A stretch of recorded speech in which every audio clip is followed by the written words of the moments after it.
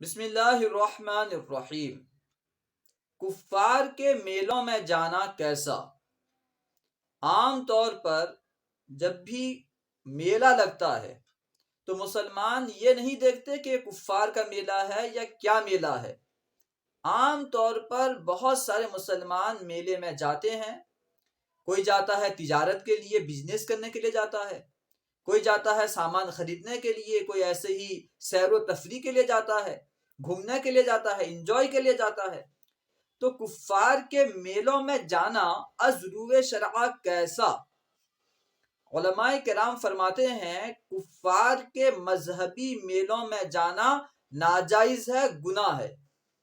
چاہے تجارت کے لیے جائے، چاہے سامان خریدنے کے بہانے سے جائے، یا ایسے ہی انجوائے کرنے کے لیے جائے، کیونکہ سامان خریدنے کا ہیلا جو ہے ایک بہانہ ہے۔ سامان تو بازار میں عام طور پر مل جاتے ہیں۔ کیا سامان چاہیے آپ کو جو بازار میں نہیں ملتا؟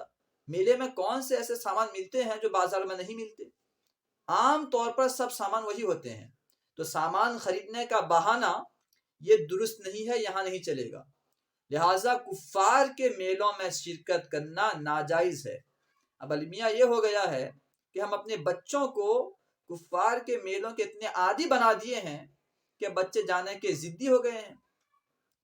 بعض علاقے میں تو یوں ہوتا ہے کہ جو رشتہ دار ہوتے ہیں، مثال کے طور پر ہمارے علاقے میں جو ہے ایک میلہ لگا، تو ہمارے علاقے کے لوگ اپنے تمام رشتہ داروں کو فون لگائیں گے، کال کریں گے، آئیے میلہ لگا ہے، میلے میں گھوم کے جائیے، آ کر کے کالی پوجا ہے، فلاں پوجا ہے، فلاں پوجا ہے، آپ آئیے یہاں اور سامان میلے میں گھومیے اور جائیے۔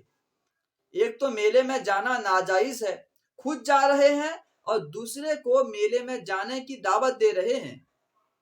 جب جلسہ وغیرہ ہو یا عرس وغیرہ ہوتا ہوگا، شاید دعوت نہ دی جاتی ہوگی، شاید کوئی بلاتا نہیں ہوگا اپنے رشتہ داروں کو، لیکن پوجے کے وقت، میلے کے وقت عام طور پر بہت سارے مسلمان اپنے رشتہ داروں کو بلاتے ہیں، ارے بہت اچھا میلہ ہے، یہ ہے، وہ ہے، آؤ۔